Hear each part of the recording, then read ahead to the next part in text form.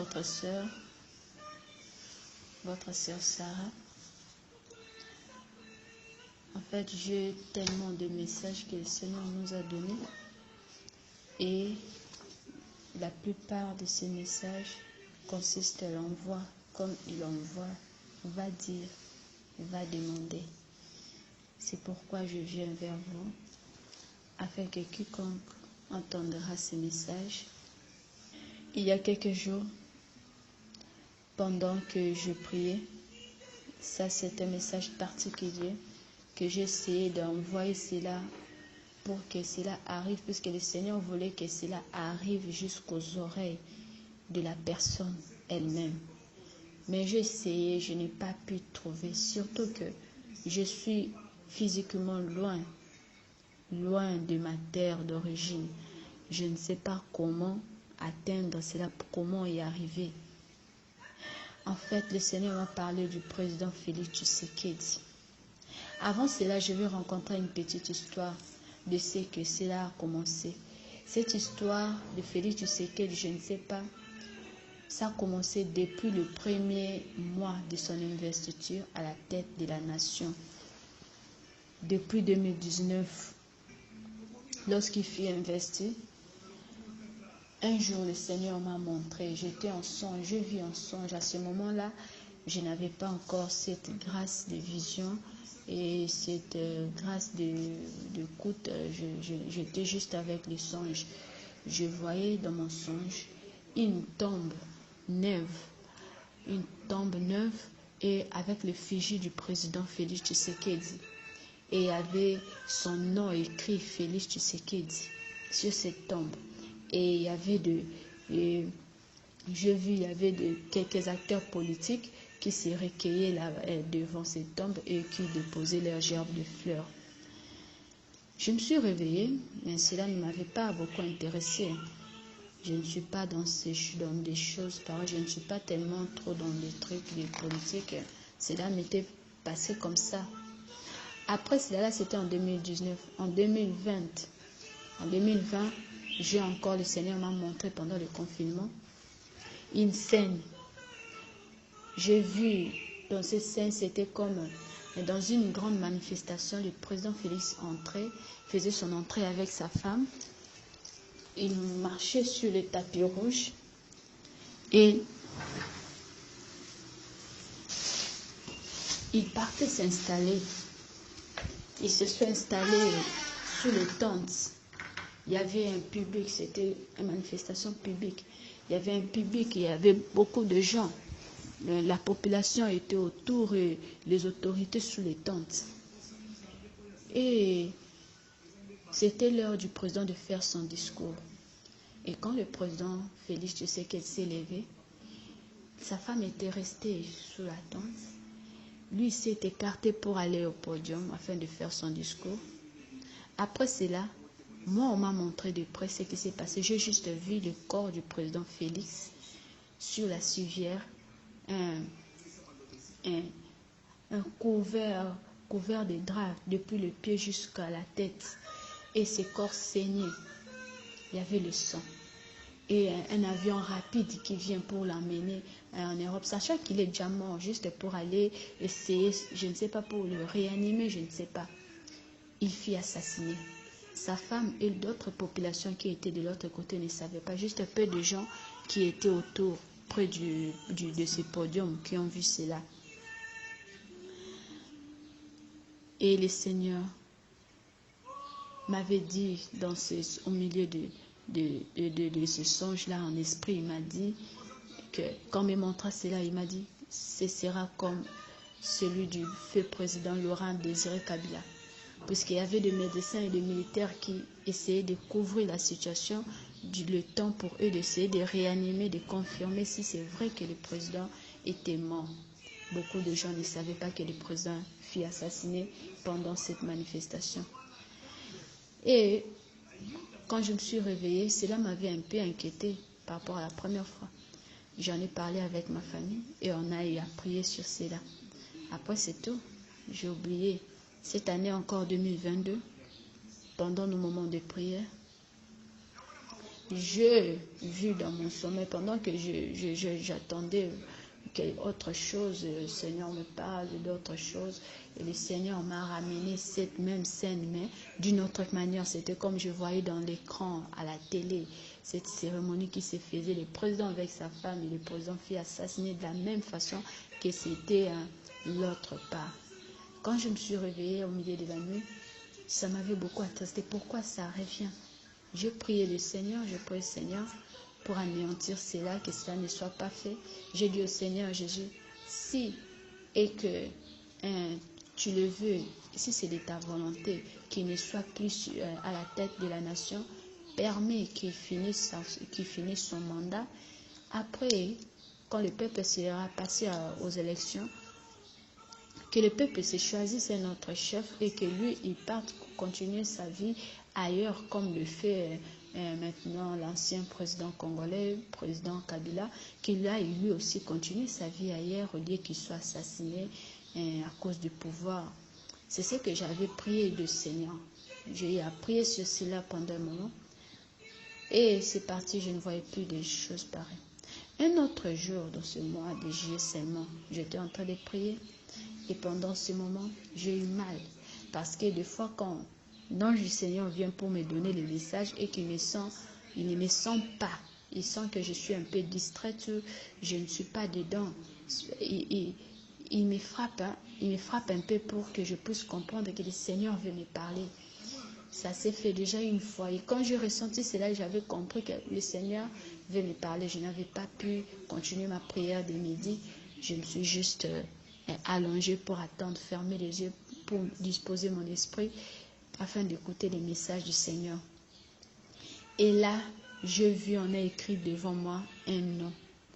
Devant mes yeux, sous mes yeux étaient fermés. Je ne dormais pas, mais mes yeux étaient juste fermés. J'attendais le message du Seigneur. Je vis un nom écrit Shaden en majuscule, aux couleurs blanc. Shaden. J'ai voulu négliger cela, mais je sentis que l'esprit me poussait à écrire quelque part. J'ai écrit quelque part. Je ne sais pas, Shaden, c'est encore quoi? J'ai encore vu, j'ai refermé mes yeux et j'ai encore vu un autre nom qui était écrit Joram. Shaden et puis Joram. J'ai aussi écrit Joram à côté, je ne sais pas. Ce nom Joram, ça me rappelait quelque chose, mais je ne sais pas. C'est quoi ce nom Joram? Pourquoi ce deux noms? Pourquoi le Seigneur me donne ces deux noms? Qu'est-ce que cela signifie? Ça veut dire quoi? Je m'inquiétais juste. Je continuais, j'attendais juste que le Seigneur puisse m'éclairer. Après, je vis le président Félix Tshisekedi. Le Seigneur me fit montrer juste sa tête, ses épaules un peu. Et il était comme ils mettent le chapeau d'habitude là qu'ils ont dans la partie politique UDPS, c'est avec ses lunettes de vie claire. Il avait la tête basse, il avait l'air trop triste, trop triste. Et le Seigneur m'a fait entendre ce qu'il disait dans son cœur, ce que le président Félix Tshisekedi disait dans son cœur. J'ai entendu, il disait dans son cœur, je regrette. Quand j'ai entendu cela, aux yeux fermés, j'ai juste écrit dans le papier ce que j'ai vu. Puis je suis rentrée dans l'esprit, je demandais au Seigneur, qu'est-ce que cela signifie? Pourquoi il regrette? Qu'est-ce qu'il a fait?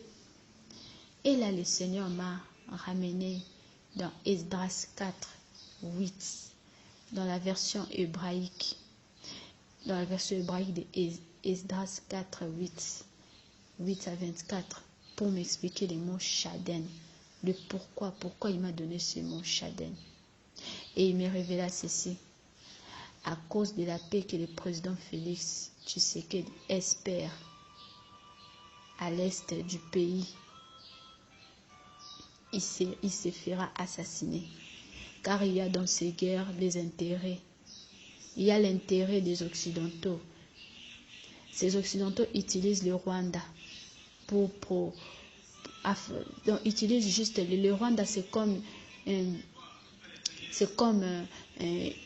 juste un pion que les Occidentaux utilisent afin de soutirer les richesses de la terre congolaise, du sol congolais. Ils profitent de la guerre, c'est à cause de ces guerres, c'est pendant ces guerres que eux ils s'enrichissent. C'est ce que le Seigneur m'a révélé. Et après cela, le Seigneur m'a ramené encore au livre de 2 Rois 9, 1 à 37, pour m'expliquer le nom Joram. Et j'étais surpris de savoir que Joram fut un roi d'Israël. Je ne sais pas beaucoup sur ça. J'étais surpris de cela, puisque ce nom m'a rappelé quelque chose, mais je ne connaissais pas trop. Quand il m'a rappelé ça, il m'a dit ceci, il m'a révélé ceci, que de la même façon que le feu père du président Félix Tshisekedi, j'ai dit, je cite son nom, Étienne Mulumba Tshisekedi, fit tuer plusieurs personnes par des manifestations populaires. Ainsi, lui aussi, son fils mourra par une manifestation publique, sous une manifestation publique. Il dit ceci, la décision est déjà prise, le plan est déjà fait pour le faire mourir. Et ces gens de l'Occident ont déjà choisi quelqu'un dans l'entourage du président Tshisekedi. La personne qui les fera mourir, c'est celui qu'on ne peut même pas penser. Et cette personne-là est dans l'entourage du président Tshisekedi. Il est prévu que cette personne qui va aider que le président Tshisekedi soit assassiné, c'est lui qui sera remplacé à la tête de la nation. C'est lui qui va remplacer le président Tshisekedi à la tête de la nation. C'est ce que le plan est déjà fait, le projet déjà est fait. Puis le Seigneur me dit de dire au président Tshisekedi ceci, s'il veut s'échapper de cette mort brusque. Parce que nos prières ne suffisent pas. Moi, je crois que nous pouvons prier, nous pouvons décréter le moment de prière pour lui. Le Seigneur dit que nos prières ne suffisent pas. Si lui-même, il ne prend pas de précautions. Il doit premièrement prendre des précautions afin que nos prières puissent réagir. Sinon, même les élections qui viennent, ce sera difficile pour qu'ils puissent atteindre cette période-là. Parce que le plan est de l'arrêter, de les surprendre. Ce sera une mort brusque, une mort surprise, une nouvelle trop surprenante qui va bientôt tomber. C'est pourquoi le Seigneur nous dit de dire au président Tshisekedi, de lui donner ses précautions afin de se faire échapper de cela, de s'échapper de cette décision qui est déjà prise pour l'éliminer, pour le supprimer. J'ai essayé d'atteindre beaucoup de gens, j'ai essayé de joindre son pasteur, j'ai demandé aux autres, m'ont dit non, son pasteur pourra mieux faire, j'essaie de joindre le révérend Dalo. J'ai écrit, mais il n'a pas lu, je ne sais pas, j'ai essayé puisque le Seigneur me poussait, il me disait, je dois le dire. Et je ne dois pas passer par ceux qui travaillent autour de lui, parce que eux, ils ne vont pas transmettre ces messages.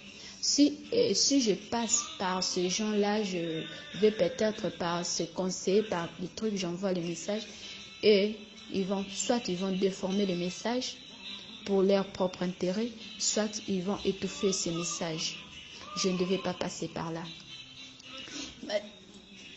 Excusez.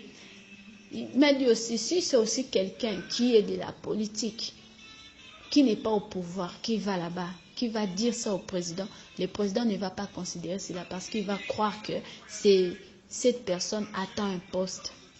Il attend quelque chose de lui, il va négliger cela.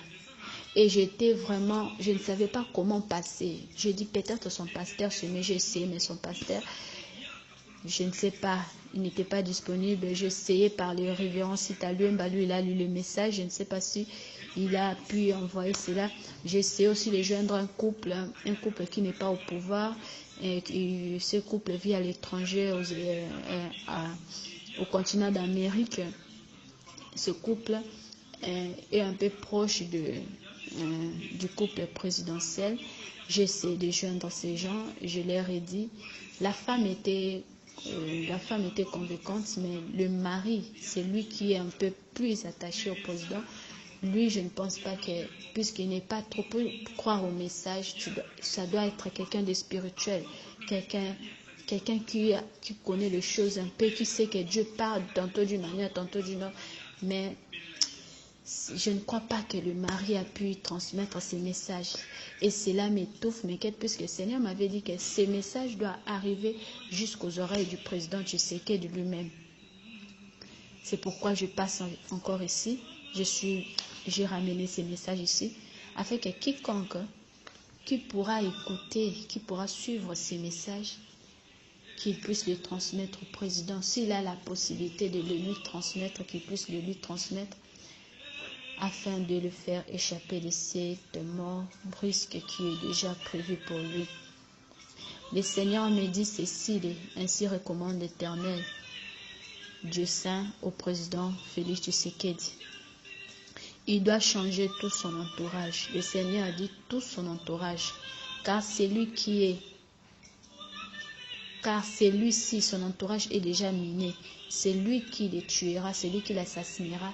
Et au milieu, et dans cet entourage-là, je ne sais pas l'entourage, je sens plus, je ne sais pas si c'est dans la présidence, dans le gouvernement, je ne sais pas, mais le Seigneur parle de son entourage, je ne sais pas de qui il s'agit précisément. Deuxièmement, il dit, le président Tshisekedi doit éviter ces derniers temps, il doit éviter de se présenter dans des manifestations, que ce soit public ou privé, mais surtout public, surtout quand c'est public, il doit commencer à éviter cela, puisque cette surprise viendra de cette façon-là. Troisièmement, le Seigneur me dit de lui dire, il doit aussi beaucoup se méfier de son compagnon du régime, M. Vital Kamerhe. On m'a montré, j'avais vu le visage du Vital Kamerhe. Et le Seigneur m'a dit, le président doit beaucoup se méfier de lui. Je ne sais pas pourquoi. Moi, je fais juste transmettre le message du Seigneur. Je ne sais pas pourquoi. En fait, moi, je n'attends rien du président. Je ne m'attends à rien, ni de son argent, ni d'un poste, ni de quoi que ce soit.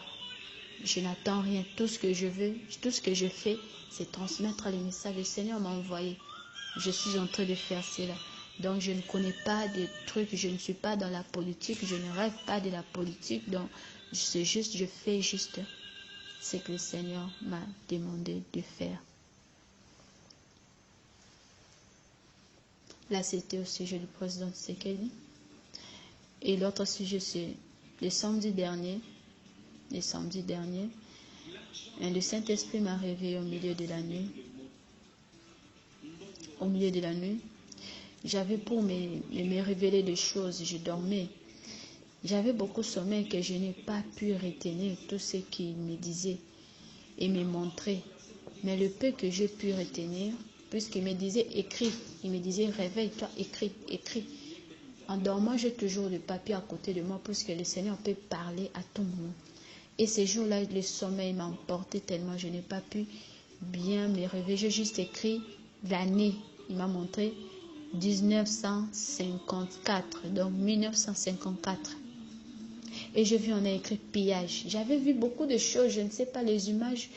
J'ai perdu les images de ce qu'il me montrait, mais j'ai retenu juste le nom qu'on a écrit pillage et pillage en minuscule et 1954. Il m'a dit la même scène qui a été faite à cette année-là. Je ne sais pas, puisque je n'étais même pas née, ma mère même n'était pas encore née à cette année-là. Je ne sais pas si c'était quoi, qu'est-ce qui s'était passé à cette année-là, je ne sais pas. Mais il m'a dit que la même scène qui s'était produite à cette année-là au pays, en RDC, cette même scène risque de se reproduire en RDC. Je n'ai pas bien retenu le message, c'est tout ce que je retenais de ces messages. Apparemment, le Seigneur interpelle aussi ceux qui sont en tête, ceux qui sont à la tête du pays, je pense. Et je pense vraiment. La nuit d'hier, vers 3h, 4h, le Seigneur m'a révélé des choses. Et il m'a dit ceci. Le président Félix Tshisekedi ne remportera pas cette lutte à la tête de la nation. Je ne sais pas pourquoi. C'est ce qu'il m'a dit. J'ai juste écrit, quand il m'a dit comme ça, j'ai juste écrit, c'était premièrement. Je suis encore dormi, redormi. Donc refermer les yeux, pas redormir mais refermer mes yeux pour pouvoir comprendre encore, entrer dans la profondeur. Je voulais savoir pourquoi, je ne sais pas. Et le Seigneur m'a dit deuxièmement, avec une voix audible, le Seigneur m'envoie poser cette question au président Félix Tshisekedi. C'est surtout à cause de cela que je suis passée dans la chaîne de notre bien-aimé MRB pour passer ces messages, puisque moi-même aussi je suis beaucoup de messages là et je sais que il y a plusieurs personnes qui suivent ces messages et je pourrais faire entendre peut-être ces messages au travers ce canal de la chaîne de notre sœur bien-aimée, afin que ce message arrive, le président Tshisekedi puisse entendre cela. Si quelqu'un peut lui emporter cela, fait que moi je me sois acquittée, puisque le Seigneur m'a dit clairement, il m'envoie poser cette question au président Félix Tshisekedi, mais moi je ne sais pas comment y arriver. Le Seigneur me dit de demander au président Tshisekedi pourquoi les jeunes gens n'ont pas du travail au pays. C'est ça la question. Je ne sais rien, je n'en suis pour rien, je ne suis pour rien. C'est juste ce que le Seigneur m'envoie de dire et je fais mon travail. Je suis juste d'accomplir ce que le Seigneur est en train de m'envoyer de faire. Pourquoi les jeunes gens n'ont pas du travail au pays? Troisièmement, il me dit encore, l'Éternel m'envoie encore dire au président Tshisekedi. Lui, l'Éternel m'envoie dire encore au président Tshisekedi que pour tous les sangs qu'ils font verser à l'est du pays, il le voit. Il dit ceci. Pour tout le sang de Dieu au président Tshisekedi, pour tout le sang que vous faites verser à l'est du pays, il vous voit. Dieu, lui, il vous voit. Je ne connais pas les détails de cela. Je ne sais rien. Je ne sais rien. Quatrièmement, il me montra dans une image, j'ai vu dans la vision, j'ai vu comme dans une brousse, un groupe de gens, de villageois entourés autour d'une personne qui faisait la propagande d'un nom. Cette personne avait la lance-voix et il criait le nom, je ne sais pas, j'ai mal entendu le nom, je ne sais pas si c'est entre Kabange ou Kanambi. Excusez, il faisait la propagande de ce nom, c'est comme, je ne sais pas, ils étaient en brousse. Et le Seigneur m'a dit que tout a commencé à 1996, donc 1996. Le Seigneur m'a montré cela, il m'a dit c'est là que tout a commencé, que les guerres de l'Est ont commencé.